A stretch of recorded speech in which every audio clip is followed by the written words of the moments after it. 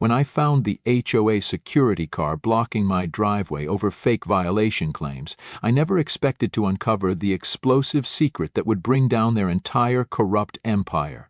What would you do if you suddenly held the legal power to dissolve the very HOA making your life miserable? Comment below and tell me where you're watching from. I was already running late for a huge presentation when I saw it. That white security vehicle with Sunrise Valley HOA painted on the side, parked directly across my driveway. My blood pressure skyrocketed. This wasn't the first time, but today was different. I had 20 minutes to get downtown, and my boss had made it crystal clear. Be there or kiss the promotion goodbye. Tom Hiddleston sat in the driver's seat, tapping away on his phone, pretending not to notice me standing there in my best suit. He'd only been on the HOA board for 3 months, but somehow he'd made everyone's life a living nightmare. I took a deep breath and knocked on his window. He jumped, pretending to be surprised. "Is there a problem?" His fake smile made my skin crawl. "Yes, there's a problem. You're blocking my driveway and I need to get to work." I tried to keep my voice steady, professional. Tom didn't flinch as he flipped through a stack of papers on his clipboard. "According to our records, you have 3 violations that require immediate attention," he said smoothly. "Your holiday decorations weren't removed by the January 15th deadline. Your garbage bins were visible from the street last Tuesday. And," he paused dramatically, "your grass is 2 inches above regulation height." I blinked. "Tom, I don't have any holiday decorations up. Those are Sarah's lights next door. My garbage bins are in the garage, and I mowed the lawn 3 days ago." "Well," he replied, glancing at his watch, "someone filed complaints. As HOA security, I need to investigate. The board meeting is next Wednesday at 7 p.m. You can dispute the violations then." My phone buzzed. A text from my boss asking where I was. My heart pounded. "Tom, please, I have an important meeting. You can't just block someone's driveway." "Actually," he said without looking up, "according to HOA bylaw section 7.3, security has full authority to restrict access during violation investigation." That's when I noticed something strange. The security vehicle was just his personal car with a magnetic sign slapped on the door. I pulled out my phone and started recording. "So you're telling me you're officially here as HOA security?" "Of course," he said, straightening up, enjoying the power trip. "The board appointed me head of security last week." "Interesting," I said, keeping my camera rolling. "And you have proper licensing and insurance for that?" His smile faltered. "Just for a second. That's confidential HOA information." "Really?" I asked, "because I'm pretty sure impersonating security personnel is illegal in this state." I wasn't entirely sure, but the way his eye twitched told me I'd hit a nerve. "Are you threatening me?" he snapped, voice rising.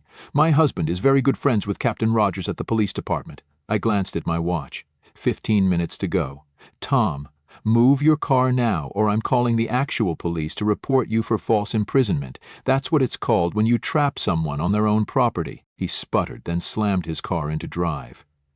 "This isn't over," he growled. "The board will hear about your aggressive behavior."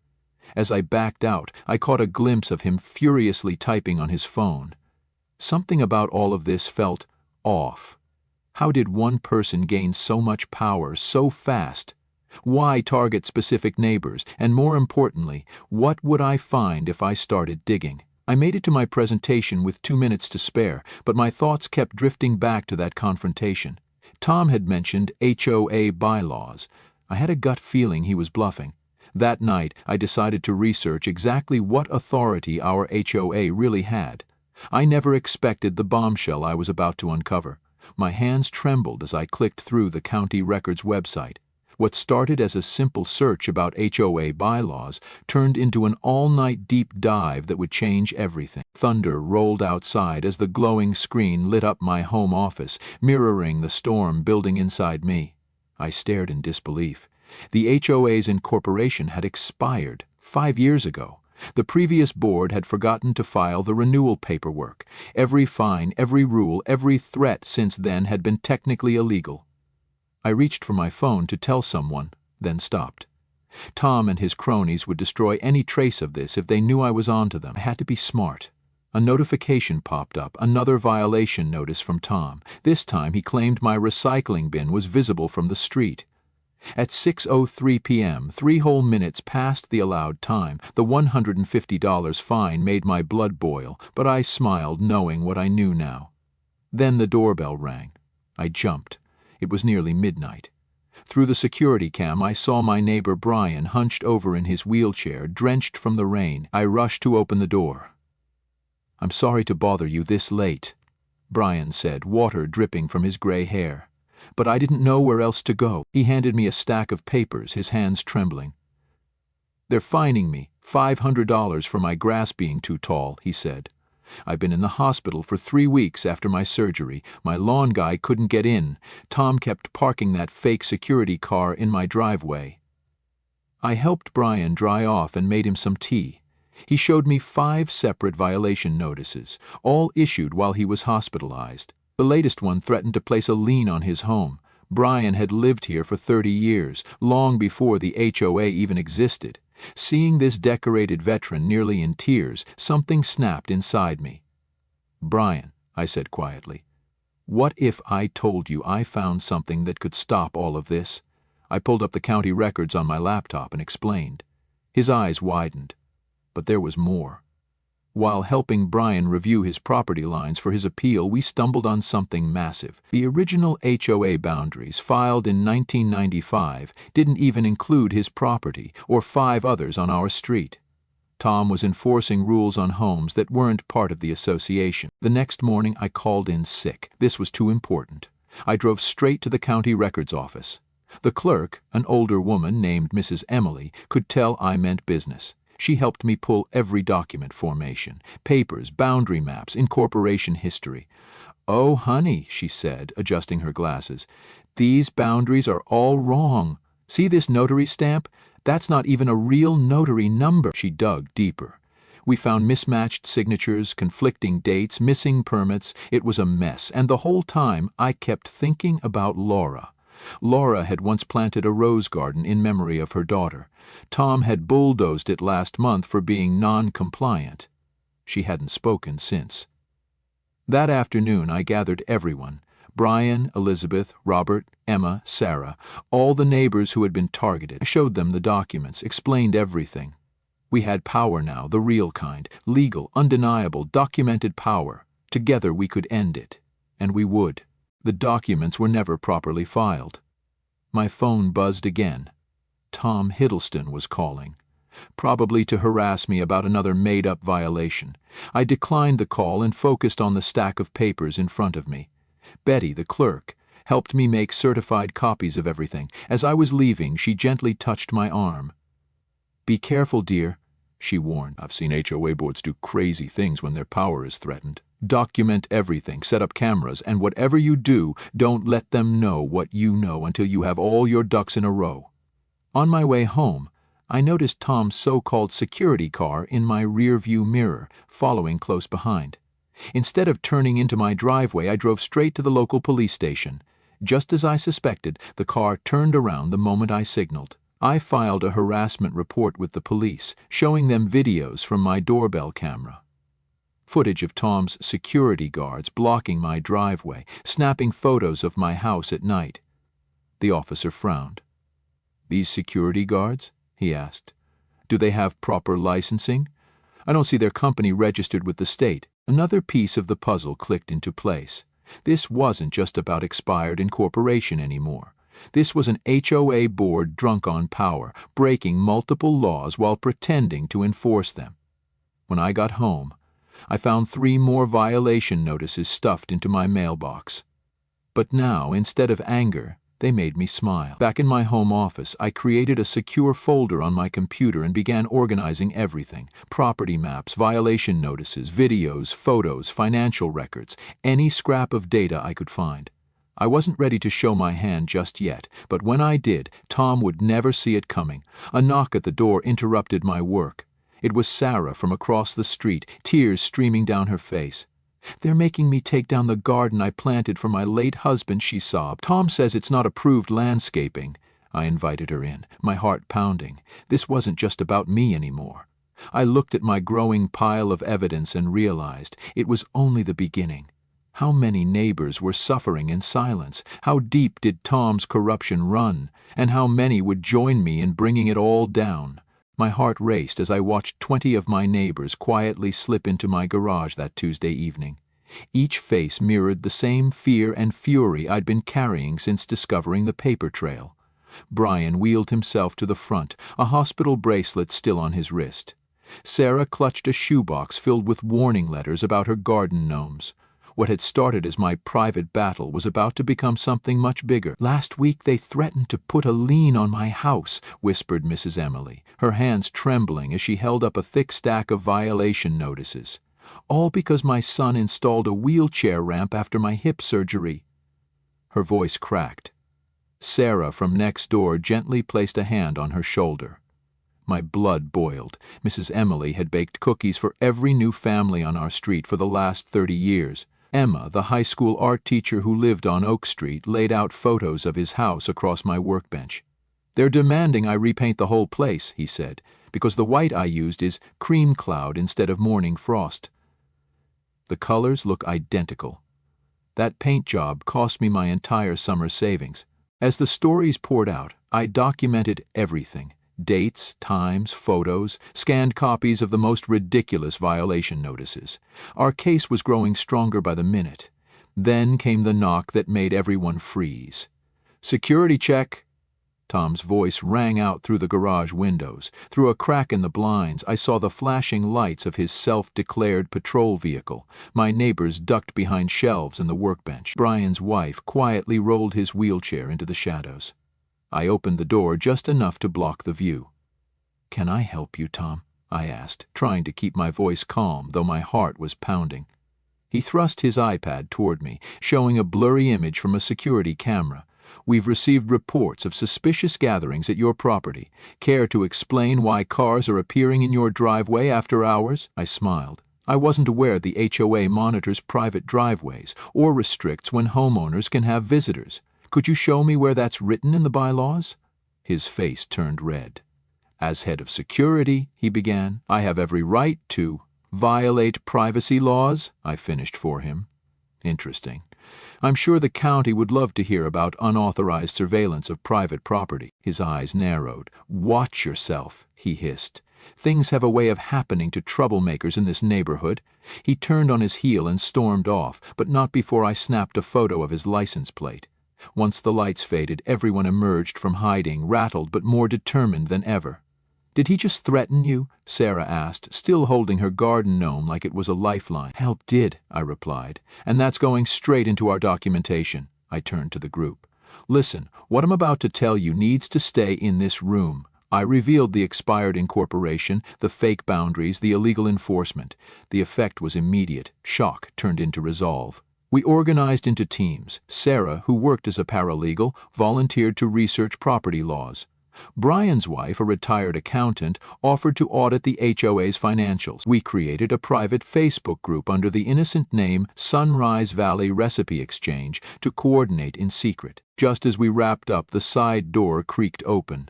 Laura, Tom's assistant from the HOA office, stepped inside. Everyone tensed, but one look at her face told us she wasn't here to spy. "I've been quiet for months," she said, voice trembling, "but after I saw Mrs. Emily crying today over that ramp, I can't stay silent anymore. There's something you all need to see about where the fines money is really going." She reached into her bag to pull out the papers, but headlights suddenly swept across the garage. 2 HOA patrol cars rolled by, their spotlights scanning the yards. Laura stuffed the papers back into her purse. "Tomorrow," she whispered, "behind the community center, noon. I'll show you everything." As my neighbors left in pairs to avoid suspicion, I couldn't shake Tom's threat from my mind. I double-checked my security system, locked every door. Just before midnight, a notification pinged, motion detected in my front yard. I clicked the feed. A dark figure stood near my prized oak tree, something metal glinting in their hand. I grabbed my phone to call the police, but the screen went black. The power had been cut. My hands shook as I gathered my thickest folder of documents. That morning, I marched straight into the HOA office and slammed it onto Tom's desk. His face turned white as I laid out the truth, certified proof that the HOA hadn't existed legally for 5 years. But instead of backing down, Tom's eyes darkened with a look I'll never forget, a mix of rage and desperation, like a wild animal cornered and ready to lash out. The next morning, I woke to bright orange violation notices taped all over my door. Apparently, my mailbox color was unapproved and needed repainting within 24 hours. My welcome mat was non-regulation, and I knew without a doubt we were at war. Suddenly, everything was against the rules. Even the bird feeder my daughter made in school got a citation for attracting unauthorized wildlife. I tried to stay calm and recorded everything on my phone, but Tom Hiddleston was always one step ahead. He started sending his security buddy, Brad, to park outside my house at night, claiming they'd received anonymous tips about suspicious activity. The security car's headlights would shine directly into my bedroom window until 3 a.m., night after night, and somehow only my house warranted this special attention. Things got worse when my neighbors began acting scared to talk to me. Sarah, who had brought me coffee every morning for years, started crossing the street when she saw me. Brian would only text after dark, whispering that Tom had threatened to audit anyone who associated with problem residents. I wasn't about to give up. Every lunch break, I drove to the county records office and combed through property maps and old HOA documents. Betty, the clerk, started saving files for me once she realized how often I came in. "You wouldn't believe how many people just roll over and take it," she said one day, but Tom had friends in high places. Suddenly, the house paint I'd received approval for became unauthorized. The garden I'd lovingly tended for 10 years was now violating some rule he made up the previous Tuesday. Every morning brought new fines, each more absurd than the last. The real punch to the gut came one night after a long day at work. I pulled into my driveway and froze. The massive oak tree my dad had planted when I was born, the one I used to climb as a kid, the one that held my daughter's treehouse, lay on its side, cut clean through at the base. A neon orange notice fluttered in the wind. Emergency removal of unauthorized landscaping element. I dropped to my knees beside the fallen tree, running my fingers through the fresh sawdust. My daughter's treehouse was shattered. Our family photos, once tucked into its corners, were now scattered across the lawn. Through the tears clouding my eyes, I looked up, and there was Tom, standing on his porch, sipping coffee, that smug little smile plastered across his face. That tree had been my dad's last gift before cancer took him. Every spring he'd help me hang my mom's old wind chimes from its strongest branch, telling stories about their life together. Now those chimes lay smashed in the grass, and Tom's smile said it all. This was exactly the reaction he'd wanted. But he didn't know what I had discovered that very morning, hidden in the back of a dusty cabinet at the county office. Betty had found it.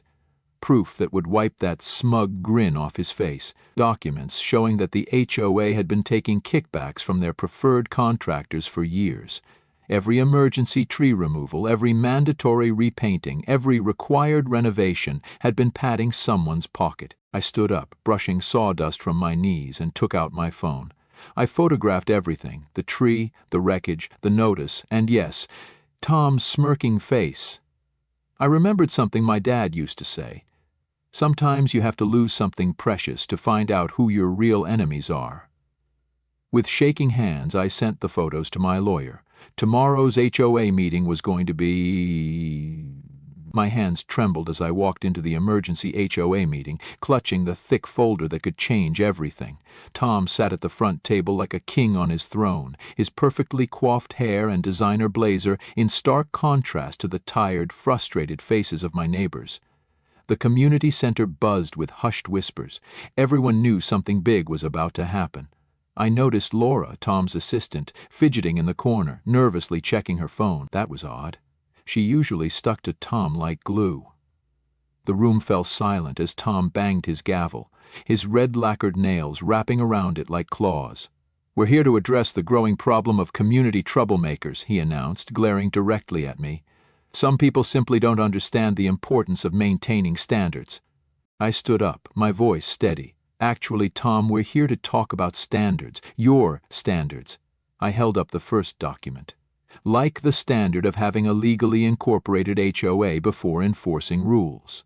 The color drained from his face, but he quickly tried to recover. "How dare you question our authority?" "I've run 3 HOAs before this one, all of which mysteriously dissolved," I interrupted, pulling out more papers. "I did my homework, Tom, called every single one. Funny how they all had the same pattern: skyrocketing fines, vanishing funds, and creative bookkeeping." Gasps and murmurs rippled through the crowd. Mrs. Emily, our elderly neighbor who'd been forced to remove her medical ramp, leaned forward in her wheelchair. Brian and Sarah, my allies through this storm, started passing out copies of the documents I had gathered. Tom's mask of control began to crack. "These are lies. Laura, bring me the financial records. Laura!" But Laura wasn't moving. She stood up slowly, voice trembling. I can't do this anymore, Tom." She pulled a USB drive from her purse. "Not after what I found last night." The room went silent. Tom's face went from pale to furious red. "Sit down right now or you're fired." "You can't fire me," Laura said, growing stronger, "because I already quit. And I sent everything to the state auditor's office." She turned to face the crowd. "The HOA accounts, Tom's been embezzling thousands. Every fine, every fee, every special assessment, half of it went straight into his personal accounts." The room erupted. Emma stood up, waving his violation notice. "Is that why I had to repaint my house 3 times? Because my paint wasn't white enough?" Sarah tearfully followed. "My garden gnome fines paid for your new Mercedes?" I watched as Tom's carefully constructed kingdom began to crumble, but then I noticed something alarming. Tom reached for his designer bag. My heart stopped. What else did he have planned? He pulled out a stack of papers, slapping them on the table. "If you think this is over," he sneered, "you're all dumber than I thought. I've got signed contracts with every major developer in the county. One word from me about community instability, and your property values will tank so hard you'll never recover." But I was ready. I nodded to Brian, who switched on the projector. Emails flashed across the screen between Tom and the developers. Linda had helped us obtain them. They showed how Tom had threatened and coerced developers, offering them contracts in exchange for kickbacks. Tom's face went from red to purple. He lunged for his bag again, but Laura was faster. "Looking for this?" she asked, holding up another USB drive. "The original copies. They're already with the FBI. I called them this morning." Chaos exploded again. But amid the shouting, I noticed something strange. Tom wasn't looking at Laura or the screen. He was staring down at his phone, thumbs flying. Despite everything falling apart, he wasn't finished, not yet. Everything was crashing down around him, yet he was smiling. What was he doing? What final card did he still have to play? As satisfying as this moment was, something deep in my gut told me this battle wasn't over. Not yet. The meeting room erupted into chaos as Tom Hiddleston lunged for the door, but Brian's tall frame blocked his escape. My heart pounded as I watched Tom's wild eyes dart around the room like a trapped animal. He clutched his designer handbag so tightly that his knuckles turned white, probably filled with evidence he was desperate to destroy. "Move out of my way!" he shrieked at Brian. But Brian stood firm, arms crossed. The same strength that helped him through weeks of hospital recovery now radiated from him as he simply said, "No." I pulled out my phone and dialed 911, my voice steady despite my trembling fingers. "Yes," I said, "we have evidence of major financial fraud at the Sunrise Valley HOA office."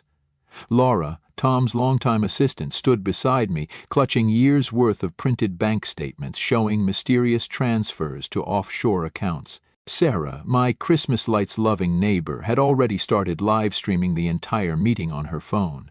The look of pure panic on Tom's face when he noticed the red recording light was almost worth all the months of harassment. Almost. Through the windows, I could see more neighbors gathering outside, drawn by the commotion. Mrs. Emily had rolled up in her wheelchair. The same one Tom had tried to fine her for installing a ramp for. She was holding her phone high, recording everything. "You don't understand." Tom's voice suddenly shifted into something saccharine, fake. "This is all just a big misunderstanding. I can explain everything." He tried to smile, but it looked more like a grimace. Why don't we talk about this privately? I'm sure we can work something out." A chill ran down my spine. That was the same tone he'd used right before having my father's oak tree cut down. "The time for private discussions is over," I replied, my voice unwavering. "The police can handle it from here." As if on cue, red and blue lights flashed through the windows. 2 police cruisers pulled up outside, and Tom's fake smile finally crumbled. He made one last, desperate attempt to push past Brian, but Brian didn't budge. Officer Martinez, the same officer who had taken my report about the tree, walked in with his partner. "Tom Hiddleston?" Officer Martinez said, though it was obvious he recognized him from all our prior harassment complaints. "We're going to need you to come with us." What happened next felt like slow motion. Tom's designer bag slipped from his grip and hit the floor, spilling papers across the tile. He scrambled to gather them, but not before I caught glimpses of documents with offshore bank names, printed emails about creative accounting, and a spreadsheet of illegal fines. "If I'm going down," Tom suddenly screamed, his calm mask completely shattered, "I'm taking everyone's property values with me." He pulled out his phone and began typing frantically.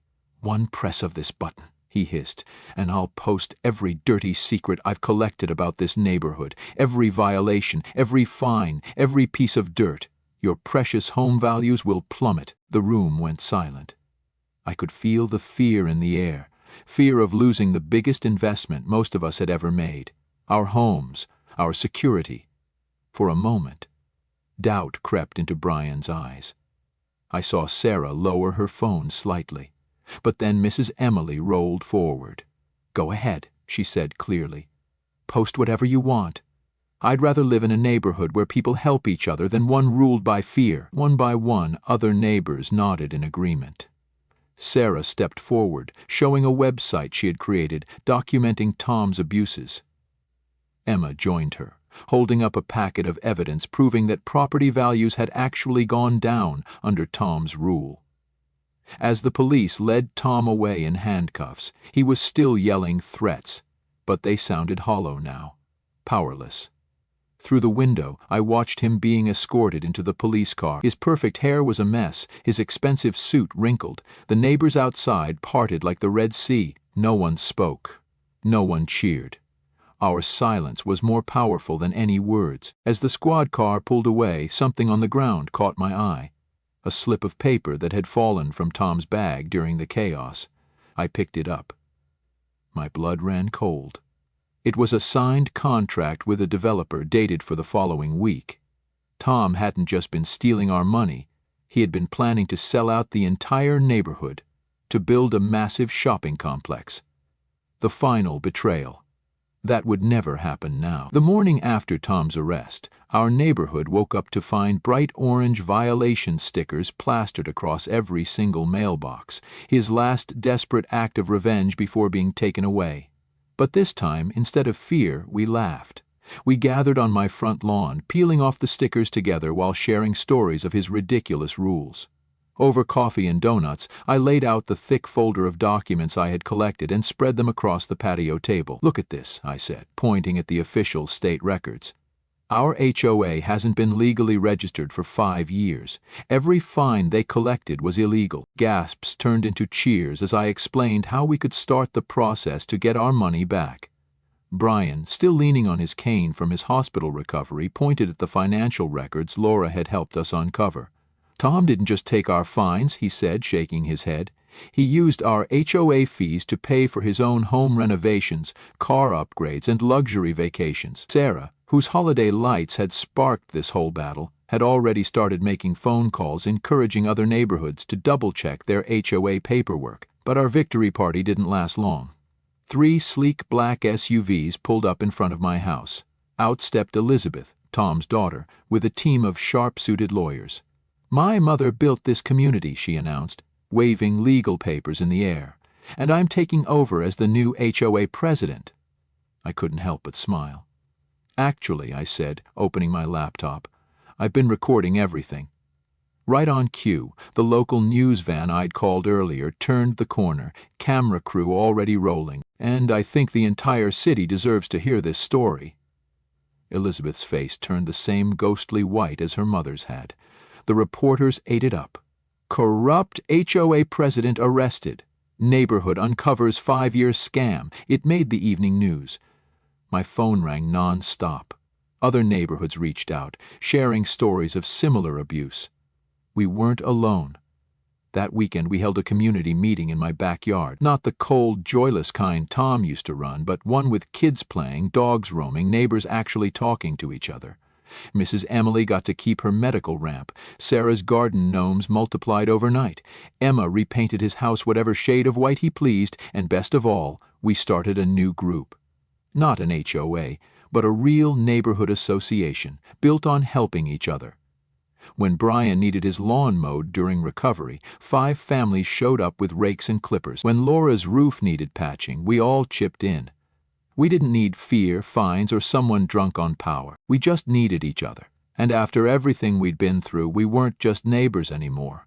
We were a community. When Sarah's daughter started selling Girl Scout cookies, we all bought extra boxes. My new oak sapling grew stronger each day, surrounded by happy neighbors who actually cared. Some people worried our property values would drop without an HOA, but guess what? They went up instead. Turns out, having neighbors who genuinely look out for each other is worth more than any rulebook. Other communities began calling us, asking for advice on how to break free from their own toxic HOAs. And as for Tom Hiddleston, the court ordered him to pay back every illegal fine he'd ever issued, plus interest. He tried moving to that fancy retirement community he always bragged about, but they'd seen his face on the evening news. They rejected his application without hesitation.